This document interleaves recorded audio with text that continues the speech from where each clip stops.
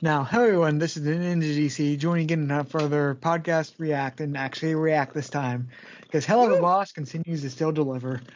Joining me again is, going by random Skype order, Jenn. I may be first, I may be last, I may be sleepy after a long day of work, but I am first and always Jenn, and it's time for Helluva Boss! Woo! Yes! Alright, next up, Carlos. Hello, one and all, many a plenty. It is the Gunmiller Gator here, telling you all that I am back for reactions. And not just on here, too. We're also coming here from the Gunmiller Gator channel, reacting to the current Pokemon series. Ending in odd this week.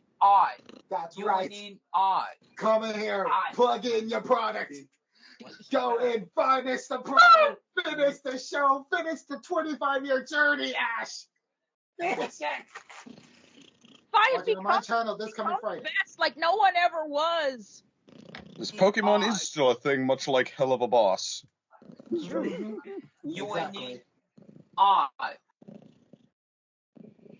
And then next up, Second and Day. Yay! Second opinion here, and with me is... Daylover. Daylover.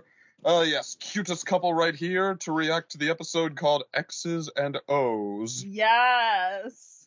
That sounds interesting. As in, spelled as in X's, like, guess what that means? And O's as in O.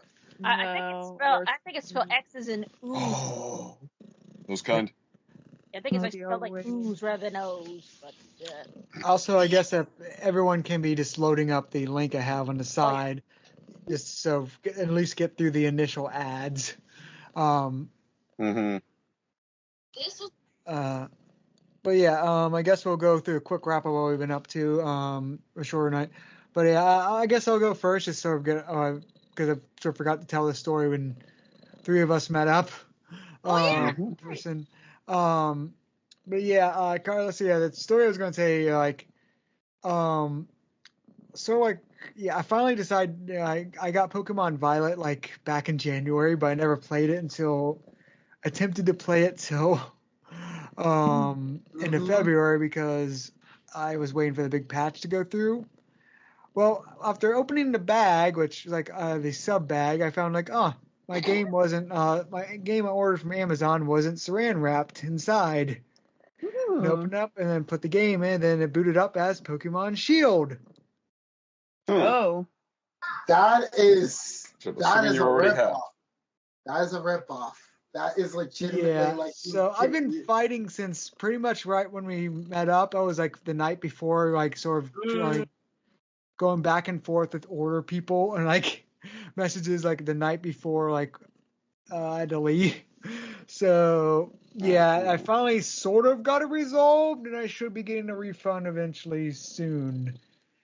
Unless Amazon decides to blame me for that. That sounds like a pain in the butt. Yep. So give a heads up to everyone that it's easy to like use games on like PlayStation or Xbox is fine because you can't really put a sticker on a disc like it's printed on it. So it's sort of hard to fix that. But yeah, with the Switch game, they're all the same cartridges just with a sticker on it. So be careful what you get and make sure to check it immediately. By downloading instead. That was like the time that I, for my dad's birthday, ordered him a Bond movie that he hadn't seen yet because I was so sure, we were going to watch a Bond movie as father and son. And they sent me the movie Tequila Sunrise. Have you ever heard of the movie Tequila Sunrise? No. Me neither. I've heard of the song Tequila There's a reason. Sunrise. I've heard of the drink Tequila Sunrise, but not the movie. Yeah, and my dad's birthday was the next day when it arrived for how long it took them. Happy birthday, Dad! He's like, what is this? I just brought, like, straight up explained it, and he was like, I'll just watch this instead, because he's my dad, and he's very whatever about gifts. Hey, you could bond over Tequila Sunrise. I still have not seen the movie Tequila Sunrise. I haven't heard of it. I haven't heard of it till now. But yeah, as I was saying, Carlos, he said he recommended I get Pokemon Scarlet over Violet, and yeah, it turned out I probably should have. I Yep. probably would have actually got the game. Yep. I'm just saying. I always go for the past. The future's overrated. The past is where it's at. But you don't know. You won't know where you're going. That's because unless you Red know where you've been. and Scarlet. But then it would have been Pokemon Sword instead. Which that would have been the debatable better version of Gen 8. Yeah, that's true. Just because of like how broken Zacian is. Yep. Even though Shield Doggo should have gotten major buffs in order to make him broken. Because guess what? Shields have to be appreciated because, Shields have to be the best class for any sort of RPG because if not, what's the point of being a defense class? A tank. The moral of this story is Gunmetal Gator really cares about Pokemon. Yeah, and the only way I agree is if we can dual wield with shields. Dual wielding shields? Yes! Shield boxing gloves. No, not shield boxing gloves. No. Captain America with 2 vibranium shields. Yes. Be the athletic shield wielder. Yeah, or go with a riot shield. Yeah, besides that, like shenanigans I'm finally dealing with, like media-wise, I've just been catching up in some animes. I was talking to Carlos about it. I finally finished off the first season of Reincarnated as a Sword. Then I've been bouncing between some season 2s of some shows. First of all, before that, actually watching Tomo-chan as a Girl, which is I highly recommend that anime. It's probably the best slice of life anime of the season. It reminds me some of the cast reminds me a lot of like Fruits Basket characters, and actually I think the one's voiced by the same. And actually, one of the Japanese and English voice actors is the same woman who voices both roles, Carol. She is an interesting character. Sort of the genius airhead. Like Ed. Yeah, probably very similar to Ed. A Japanese VA for Edward Elric? No, like probably Ed from like Ed, Ed, and Eddie. I think it was a reference. Yeah. I meant Ed from Cowboy Bebop, but okay. Okay. We need to classify which Eds we're referring to. Yeah, which Eds we're talking about. Double D. He wasn't really an airhead. He was a. No, I thought you were talking about Single D, which is like, well, she is sort of like airheady, stupid like that, but at the same time, she's also smart, like objectively very smart. It's like, it's hard to describe her character at first, but like, she is a treat. At like the first episode, she's sort of annoying, Carol. Like beyond that, like she's endearing and such a good heart of the show. Actually, I might actually share a specific clip after we've done this recording that shows like, that's Carol's character in a nutshell. But like I said, she's voiced by the same actress in Japanese and English. Then Tomo-chan is a Girl. Yeah, I recommend that. Then also I was catching up with other season 2s of series I've already seen, like By the Grace of the Gods. But yeah, that's what I've been up to, and I would have been playing Pokemon, but yeah, that happened. Yeah. So just remember, when you choose Scarlet, go with the best starter. You know the one. Yeah, I'm going with. I already know I'm going with Scout with Scouta's evolution line. Mm-hmm. Wait. I gotta go with the Phantom Thief. Dang it! Are you talking about like the new Persona mobile game? No. We gotta have to separate that into its own thing because I have things. But no, we're talking about Miyaskawada. Okay, never mind. Wrong. Okay. The cat starter. The cat starter that becomes a Phantom Thief. Okay, I heard something about the Phantom. It's like it's not the Phantom, the new mobile with a Phantom X thing, and I'm like, oh boy. No, that could have been funny. But no. I was referring to. I was referring. I saw the previews of it, and I was like, okay, and then I saw the mask. I was like, you're copying Mona. That's pretty much an owl, and you're copying Mona. Yes. The funniest one is like on Twitter. Everybody is just generally WTF about this. Because you know why? Because it's they want to Goro a catchy game. No. You want to know something else? Yes, they do. You would not believe. I know. The fan coach wants it. Now, if those of you at home that can't follow this, the starter thing, Gator, of course, is talking about Fuecoco, the Croc starter. But we like Sprigatito too, though. DC is talking about Sprigatito, the Phantom Thief, and neither of them is talking about Quaxley, the actual best one. Because it has a fashion sense. Yes. Blue accessories are always number one. No second. Coco becomes a conductor, opera singer with some of the most complex backstories in any single Pokemon, thereby making him the best starter Pokemon has made in all of its lifespan. That's it. I'm calling out on Charizard. You have been replaced. Coco and Scarlatos. Yeah, as you can see, Day only has a heart for one thing. But you see, we're about to have an hour-long rant here. We will have to have that. And then time out and then come back tomorrow. So we will, in fact, cut this out of the React and get back to you for the...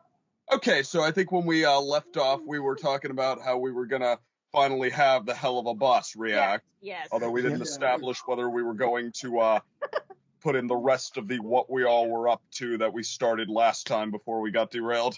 I'll make it. No, all I was saying, we can just go through what we've been up to, just more clip note as. Yeah, I was up to absolutely nothing. Just getting a few more hours, getting more hours at work, and then promptly passing out afterwards. I was like, oh, that was a good day. Finally, a full day's work.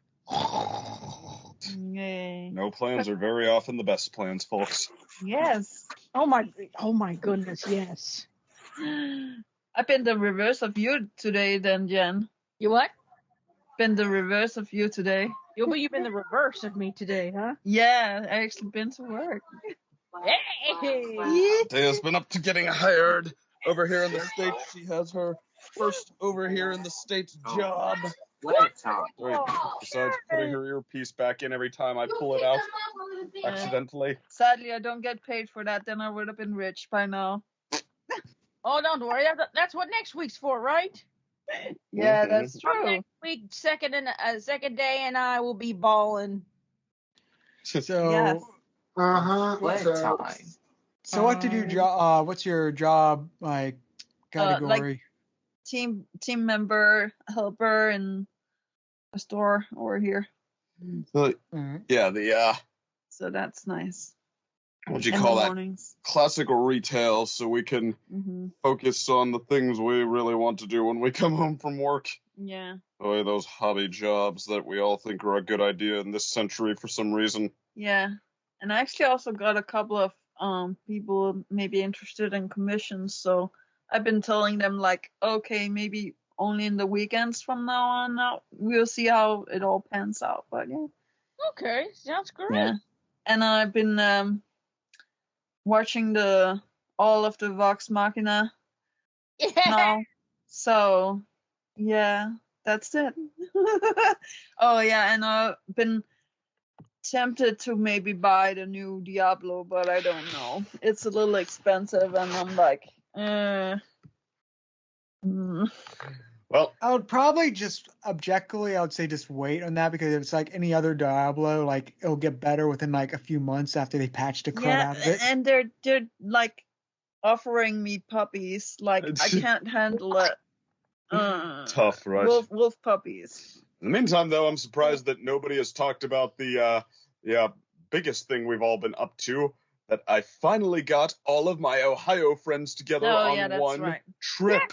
We all come. Oh, Yeah. we already, like I said, we sort of cliff noted when I was dark and my stuff. So Yeah, the we big. You acknowledged brought it, it but up, we didn't yes, really but discuss you forgot the best part where that's mainly about me, because isn't that the best part of everything? Sure. Where I came to Columbus, I entered the mighty martial arts tournament, and I met my rival head-on in 2 tournaments, and we swatted the rest of the competition aside like flies, because they were all mainly beginners and old people. And then we stared each other down, we circled, we fought, we sprained joints, we cracked heads, we heat stroke, fainted, got up, shoved each other all over the mat, and in the end we both had the exact same 1-1 apiece results from the exact same tournaments in the exact same way as last year, so all that training to stay exactly where we were. But it felt epic in the moment. And then we all went out to the vegan restaurant that my friend who lives in Columbus thought would be a good idea, and inexplicably it actually kind of turned out to be. I think It was. I don't think I was alone. It seemed like we had some fun with that. Yeah, it was. It was. It was actually my first. It was like, and of course, me and my boyfriend Brandon came up. So, and we looked at each other like, this is the first time either of us have ever been to a vegan cafe. And we were thinking like, oh man, we're gonna be like stuck in like a rabbit trough or whatever with just salad and everything. But the menu shocked us with how much, I guess, vegan versions of certain things they had, and what we got was really good. Oh, manager even came out and gave me a free piece of cheesecake for getting everyone there for this magical trip. The lady was real nice. It was. Oh, I drove home that same night and went into work the next day and hobbled all over the place and started to wonder if I'm getting too old for this in my early 30s. But that aside. What am I supposed to say tonight? Martial arts tournaments. You forget I'm older than any of you. That's right. Yeah, but you're wise. You didn't get into martial arts, so you could be doing tournaments and hobbling all over the place. Yeah, but part of me is like, Jen, you should have done that. But here, it's another thing. It's another thing. Learn from this old woman. It's another thing. It's another thing. Regret is another thing. When you're older, you have to live. You have a little bit more regret behind you. So I say, take all the sports you can, because when you get old, you can't anymore. Well, that makes me feel better. You could still do the forms, the free forms. I think you would be good at that if we train together. I've got some idea. I know one goal is on my list is I want to snowboard again. Ooh, snowboarding. Yeah, I hadn't done tried that. I've tried that once. I'm like semi good at it. Snowboarding, martial arts. The last time I did it, I was like 16 years old. So and here I am, at the age I am. I'm like, part of me is like, yes, you should do it. Yeah, you should. Ain't you nothing but a number. But then again, here's me trying to run and do a cartwheel. You nearly killed yourself. Well, a cartwheel is not the same as like snowboarding, Jen. Too old for the role, too young for the role. Snowboarding, martial arts, action, long travel between destinations. Yeah, by the way, speaking of James Bond. Yeah, it turned it because, I'm not watching the movie with my dad. Instead, I had to go on a Bond movie marathon with my wife here, which is the other thing we've been up to. Yeah, that's watching all the James Bond movies, even though we watched all of Daniel Craig's together first. Mm-hmm. So that was an adventure, but,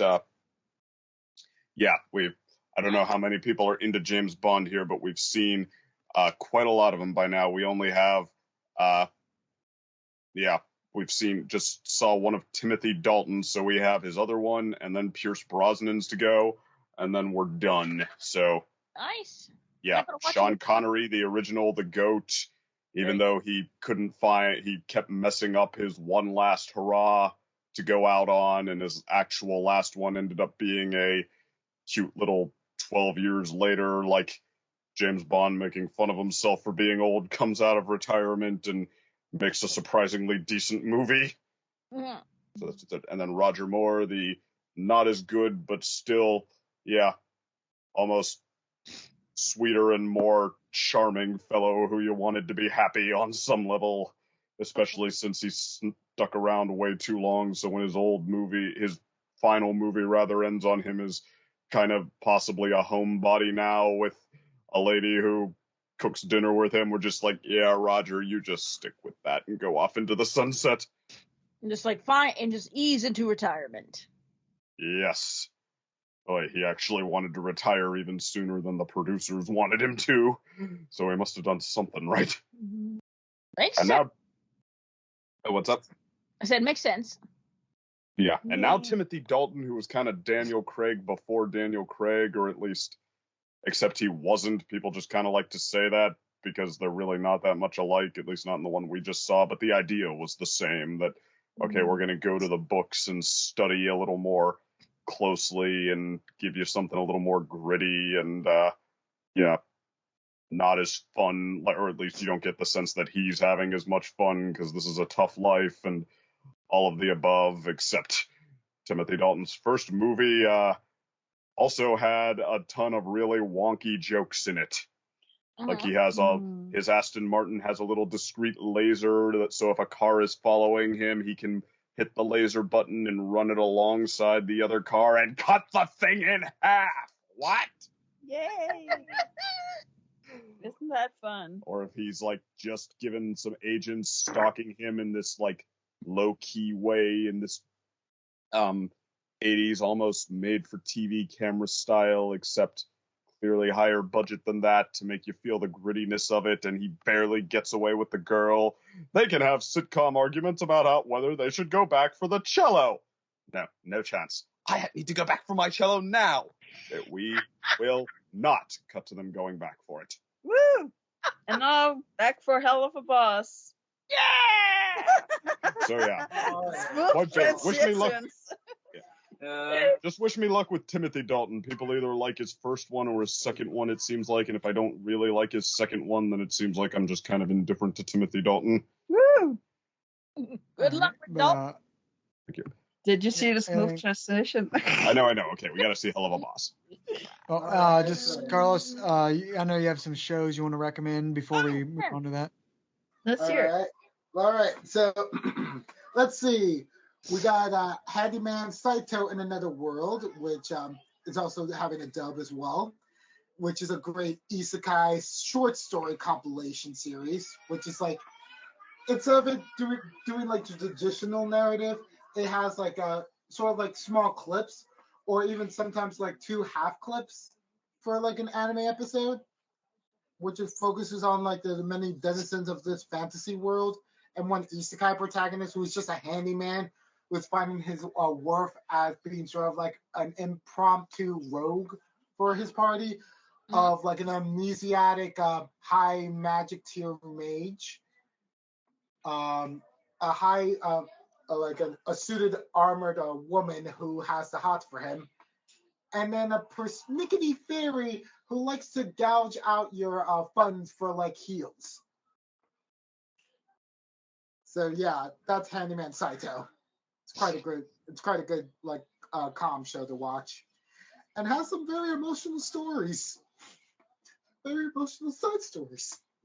But then afterwards we have the Tales of Outcast, which does not have a dub, but it is such a good show about like sort of like the Black Butler situation of like, oh, there's demons, you can have contracts with them, and what's this? In this series, we follow a blind little girl who gets contracted with like a demon, in which she gave up her eyesight to the demon just so she'd be able to explore the world outside of the confines of a horrible church that was going to sell her off to like a noble for promiscuous purposes, and like basically like tries to find like her older brother who got conscripted into like a crusaders like organization that is out to hunt for demons. So that's the main conflict of that show.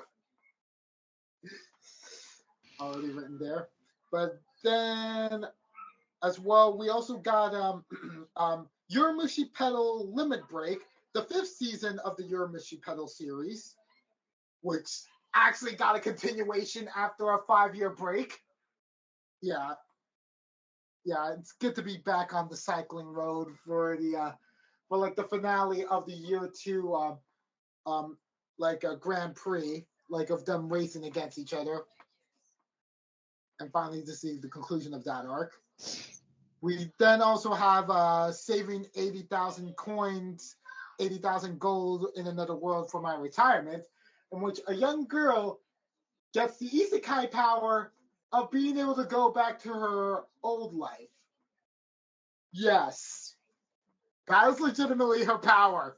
She can literally do it like Digimon 02 and going back and forth between the real world and the fantasy world. Oh. And also thanks to like a deity locked inside of like a Chinese cat statue, she's also been given the skill of understanding the language of anything she puts her eyes or ears into. So do you know how game breaking that is? Wow. She is able to get conscripted into like a mercenary guild in the Far East, like in the Middle East, in the real world, so that she'd be able to get gun practice, just so that she'd be able to use a gun in the fantasy world. Wow. That's the type of stuff we're talking about in this broken isekai. It's so good. It's so good. It's so good. Like, and it's nice to see like a girl protagonist just trying to escape the IRS because no one wants to deal with them. I guess aside from that is the last one I really want to talk about. Blue Lock.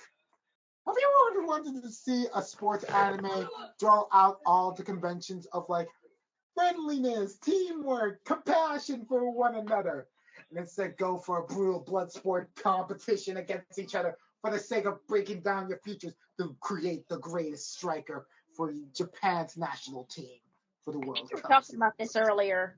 Yes, we were. Yes, we were. But they and second wasn't here for this. Okay. Woo! They must know there's a soccer anime out there that broke so many limits, created a narrative that could create so many plot twists that you don't know what's next, who becomes a protagonist, whatever happens, like the traditional route of like, oh yeah, main character wins a few times, loses a bit, then still wins multiple times because he's always gonna win. And such like, no, get that thinking out of your heads. This is no one's like, everyone is like fair game. You could be like a fan of like the enemy team just because of like their skills and such, and be completely valid for it because they could become a main character in the next few episodes. You don't know who you will lose. Anything's fair game in the show. Like the characters are so like intrinsically written well. Like even though they're fighting their hardest, trying to get their dreams to come true and such, you know you have to break a few hearts and literally end their careers, like breaking their own life's purpose. And it's just like they don't sugarcoat it, and no one tries to act all nice and such afterwards. You get to see the true visceral human reaction from them as you leave them to die. Yeah, so that's Blue Lock. All right. And with that said, I guess let's move on to Helluva Boss. Alrighty. Have a hell of a time. Door Millie. Mm-hmm. It's not just stand by your man. It's not just by stand by your man. It's kill for your man. That's rip the spine out of every person in the mafia, demon, shark thing for your man. But also, Yes. and the bonus, use their testicles to hang themselves. Oh, that one might be a little too much. No, like I think I like when the starting point is she rips the flesh off their face with her bare hands. Yes. That's the starting point. Like, don't sharks And it does have, like, indeed escalate from there. yeah, doesn't sharks have like really thick skin? Isn't it? They do. It's thicker than a human skin, several times. Okay. Moxie's an angry imp whose ex is trying to steal her wonderful her wonderful husband. Well, at least this time he standed up for himself. He did. I mean, He did. Mhm.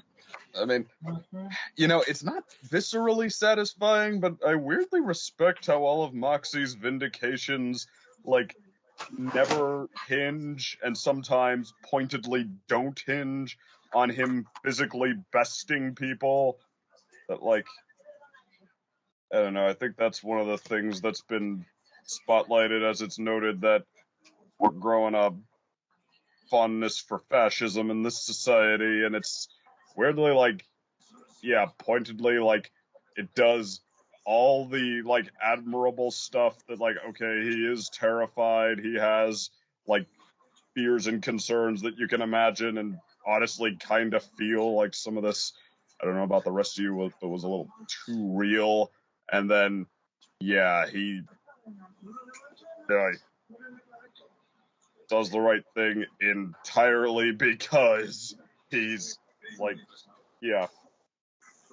it's the right thing because, he knows what the honest thing to do by the people he loves is, and he decides he's gonna just fight down and go for it, and I mean, that's, like, it almost feels pointedly like the message that, okay, that's the admirable part, not if he shot up all his dad's men and left with his middle fingers held high. It's like, that is weirdly kind of cool.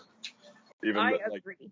I mean, granted, I kind of do want it, like, if his dad comes back, I kind of do want him to be able to take part in the whatever gunfight they have with his new mafia, or, like, at least some kind of, like, mano-a-mano confrontation with the guy, like, even if he were to lose it, I still want to see it happen, but I do weirdly respect how he can be, like, good at what he does, and how that cannot be how he gets vindication at the same time. Yeah.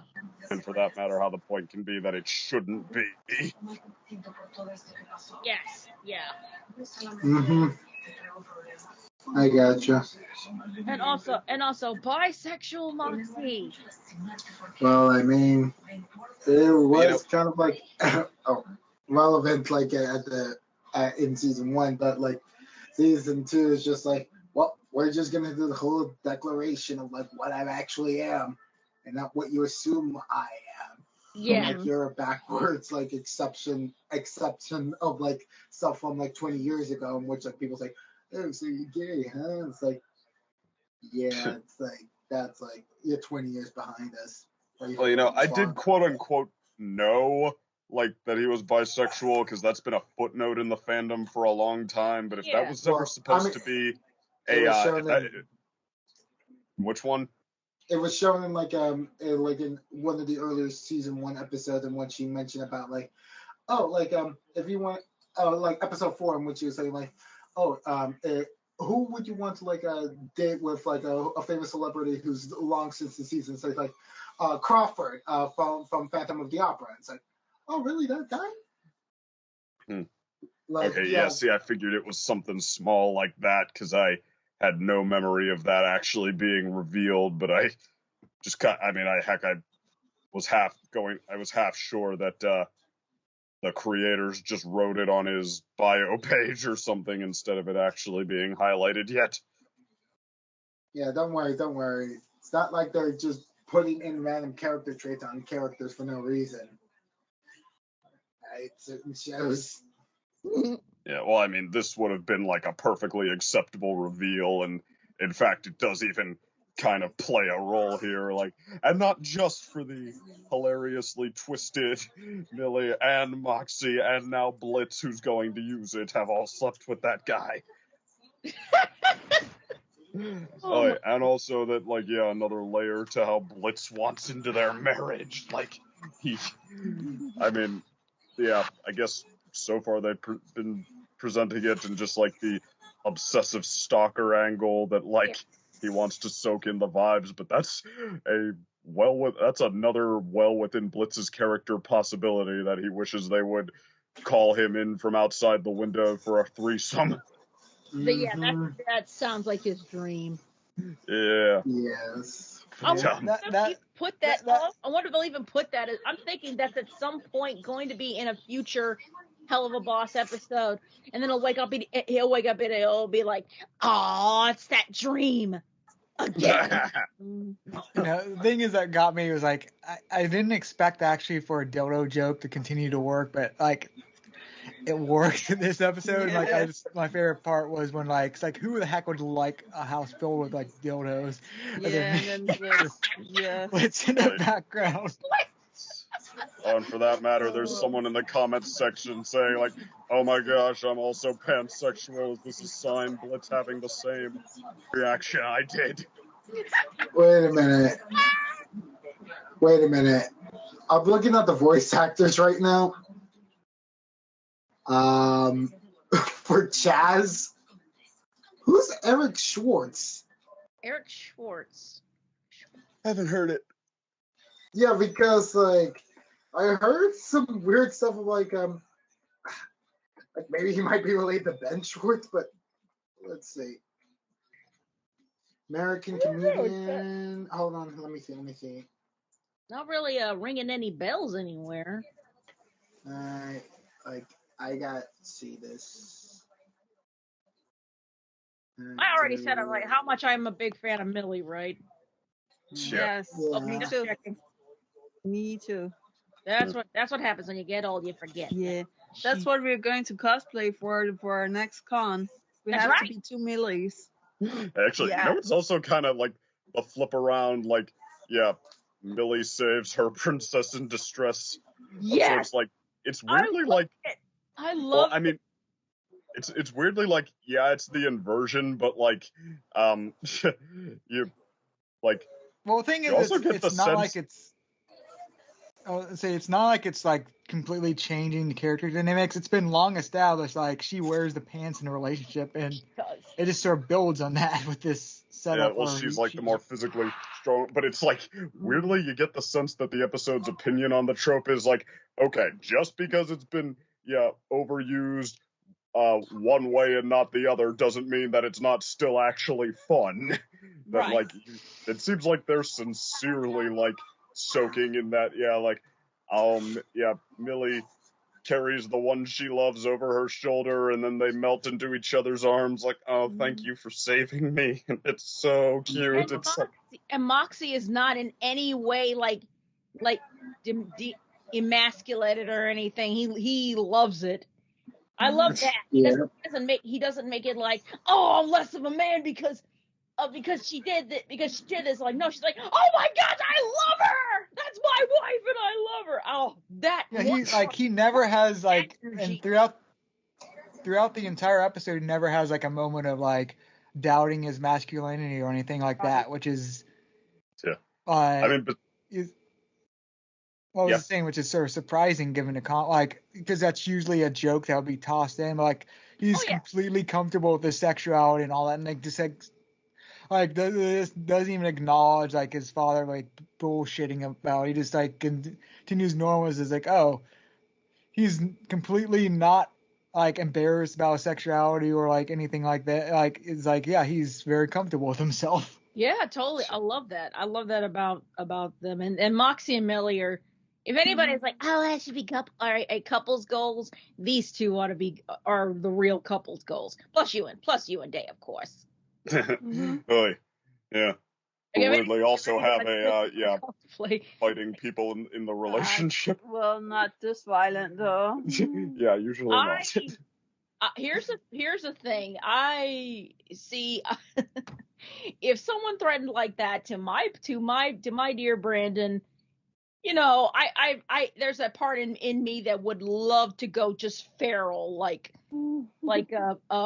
Millie does, Yeah, as I said, the episode is not for that much, so it's not against the fantasy itself that going like a horrible threat coming for your loved one and summoning the power of love and rage to completely wipe it out, and then soak in how you do anything for each other afterwards. The power of love. That's the power of love. The power of love to rip out your enemy's spine. Yeah, I mean, yeah, the action and like, I mean, it's always R-rated, but this time there was kind of a brutal edge for it. Like Yes. this episode has a very not messing around vibe. It just went. It literally just took it all the way. It was ramped up to 11. If anyone thinks like, oh, it's violent or whatever, like in the beginnings, or whatever, I'm like, oh no, you haven't. No, this is probably. I don't even think this is the max at what Helluva Boss can go. I don't even think this is the max. I think this is a great level up from the usual debauchery, from the usual fun debauchery. This is a level up, and I am here for this. I am here for it. But I want to believe that this wonderful team, that they can go even further. That they can go even further, but at the same time, if they go too far, there's always a cases. If you go too far, you lose your audience, depending on the humor and whatever. Well, I feel like they would make it fit the scenario if they tried to do that, because like I think one of the reasons why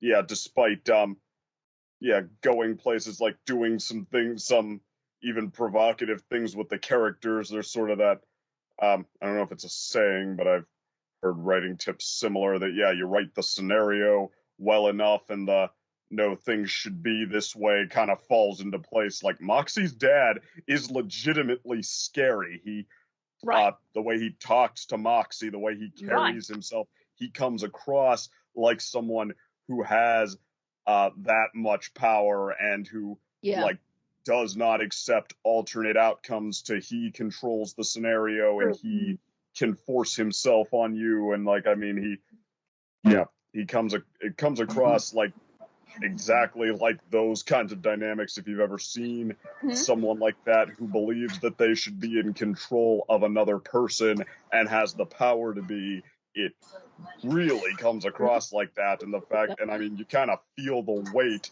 of, Moxie standing up to that, and it doesn't necessarily feel even like he should have been able to succeed. It feels like, holy hell, is this noble and gutsy of him to, be weighing the what he has to lose and like how much of a hold it has over him, even just psychologically, against the fact that, he knows how wrong it is for him to go along with this. Yeah. All right. Steps it up, and I think, and meanwhile, I think, if anyone's giving anyone or giving or taking away credit for anything, it's from his dad for sucker punching him metaphorically with using one of his goons, like, the cheap shot he is. Oh, totally. Also, really love that they showed that he was not all talk. There's no honor with the father. He just wants things to be done his way or the highway. True. Yeah, like it's not just the feel good part. It's like the feel good that we get is all in something that's been kind of built up ahead of time, that Millie has the power to, besides being very good at fighting, to go feral and to really mess some people up. And then with some assists from Blitz there. I love drugged Blitz as the tag team partner too. Like I love that too, yes. Who does absolutely nothing besides put on good music. Well, that and the scene where like she gets punched, like Blitz pops up like he's gonna tag in. Like he's gonna do something and and he's too drugged to swing the thing straight, but he does take the focus off of her long enough for her to get back up and smack at that guy and then use him as a club. Yes, that's the best. It's like, it's weirdly helpful even when when unintentionally. That was the best. That was such the best. But it's also one thing that's interesting is like I'm a little surprised that Moxie isn't just a little bit more messed up the way he is, because of his father kind of, it's alluding to the fact that maybe he made him kill his mother. I'm thinking to myself, like, ooh, I was thinking, like, wow, dark. Yeah. And considering, the environment we're in, like, that's not as surprising, but I'm thinking to myself, I'm surprised that he's not just a little bit more, messed up. Yeah, well, like, it's hard to say, because, yeah, I mean, like, at first I thought it was going to be that, like, yeah, this is what happens when you cross me, and then, like, oh, yeah, I was expecting to be like, yeah, she's one of the people that the dad has killed, but then I realized the shoe only, like, floated to the surface as he was saying that, so was that supposed to be her? Right. I'm like, I'm thinking maybe, because I'm trying to remember, like, all we saw in the beginning of the flashback was the back of her, and I think we did see shoes at some point.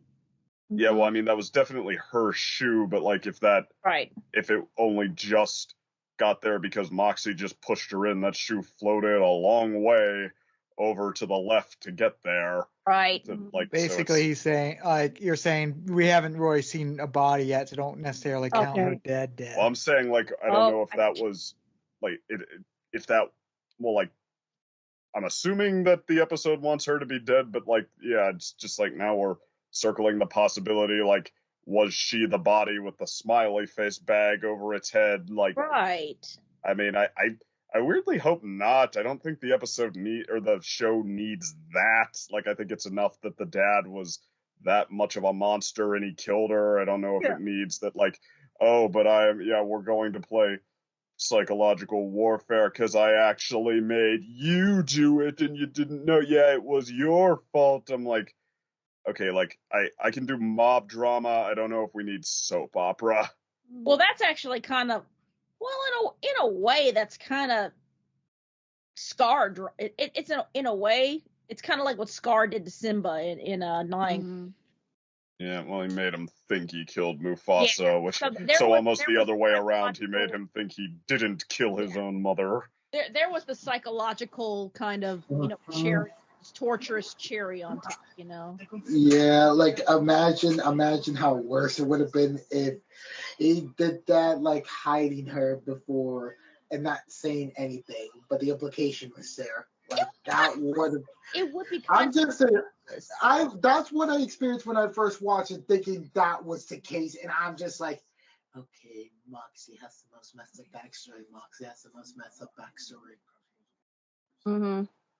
Until we see, like, the full of Blitz or Millie. So I don't know. I think Blitz, like, neglected circus child is bad, but it's not I was forced to kill people against my will bad. Right. Yeah. Mm-hmm. Millie, her parents are yokel jack-offs, but I mean, they're real parents at least, and pretty much. Stolas had a neglected rich person childhood. Luna could potentially still surpass everybody, but I don't think they're going much further than grew up in the pound. Yeah. And just keeping her as a stereotypical teenager. Even though she's above that age.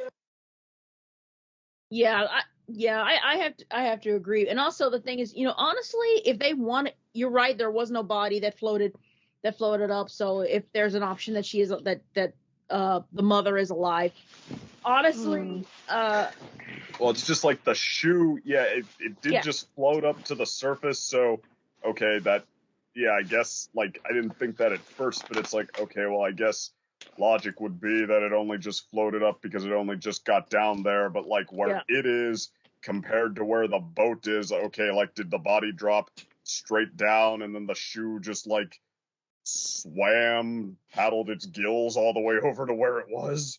Uh-huh. I mean, I guess that technically could happen, not the gills part, but just that it could happen to float that way, but I don't know. It's possible. Like, if the mother really is dead, okay, like, okay, you've nailed it. Okay, you've already nailed it to the point. Like, the guy's an a-hole, and the guy's evil. The guy's an a-hole. It'd be kind of stupid if all of a sudden they're like, "Oh, your mother's alive." I'm like, how? Then you start getting into stupid soap opera territory. Honestly, that too. Yeah, I mean, the scene has the body language, so to speak, of the mom is dead. The fact that I had no reason to think until I thought back on it that she was the body that Moxie pushed over. That's what I was thinking too. Yeah, well, I mean, I didn't think that at first, but like the fact that they had the shoe not just be there, they had it float up. I'm like, okay, maybe that was what they intended, but Yeah. I don't think the scene really had the body language of that. Like, oh no, his dad made him kill his own mom. I'm like, that's where it goes from, horrific mob drama to just kind of melodrama. Like, oh yeah, add that on top. Moxie wasn't just forced to push his first victim to their death. He was forced to push his mom to his death. Like, it's horrific. It's horrific either way, Certainly, I just I just don't know if it needs that. Like, the mom is dead, and Moxie had to push a body or a person to their death. I don't know. Like, I think both of those things are plenty. I don't know if it needs them both together. It almost sounds like you're trying to strain for more drama at that point. Maybe it's one of those things that's like edgelordy. Maybe it's one of those things that the creators are like, you know what? The fandom can judge for itself. Yeah. The fandom that would make sense. Their own conclusions. At the same time, like, okay, I understand why those exist. Like, okay, I understand why why you wanted to put it like that. But at the same time, whenever I hear about those things, like, like, oh yeah, the fandom can decide for yourself. At the same time, I'm like, I want to just ram my head against the wall. I'm like, no. Like, don't give me that power, please. But at the same time, I understand why it exists. At the same time, it's annoying. Mm-hmm. And sometimes I feel Sometimes I feel like it's a cop out. It's an excuse to be like, I don't want to write any more lore. Let them figure it out. But speaking like I feel like the big thing I'm taking away from this episode is I feel they might be doing a sort of team up with like the people or like villains against the imp. Because we already have Stellis's family shenanigans going on, and his wife and family going to basically try to kill him. Already established that's what they're trying to do. Right. Then we have Moxie's father, pissed off at his son and all that. So it feels like there's a big revenge. Something going to go down at the end of the season. Ooh. Yeah, okay, we have assassin guy whose name I forgot, who's still after them. We have Moxie's father after them, Stolas's family. I don't think Blitz's family is in the picture, and Millie's family seems like they're cool with everybody, but we also still have the dorks. Yeah, that's gonna be a major season 3 plotline. I could just smell it. Yeah. Possibly the cherubs too. Oh, I mean, yeah. no. Cherubs is definitely season 4. You kind of have to build up like their climb to like villainy. That's all I'm gonna have to say in the background. Yeah, well, I feel the cherubs. Good. I feel the cherubs will return possibly this season, but like in a one-off episode, just like sort of like, how they have fallen and sort of like them trying to get the individual revenge. Which might, I don't know, since if they're going to like a bigger revenge thing, might have them group with the anti-imp thing, but I feel like the cherubs is going to be standalone, is what I'm trying to get. Yeah, I mean, that's the other thing. You kind of wonder which one of these ones warrant long-term plots and which ones they're just going to decide, like, okay, we can have a one-off episode where they come back for some payback and then it gets resolved one way or the other. But this was really fun to watch with you guys. I think that I have to say, see you for next time. Mm-hmm. Yeah, I need to be heading off soon. So yeah, I guess see y'all next time. See ya. Bye-bye. Have a good night, everybody.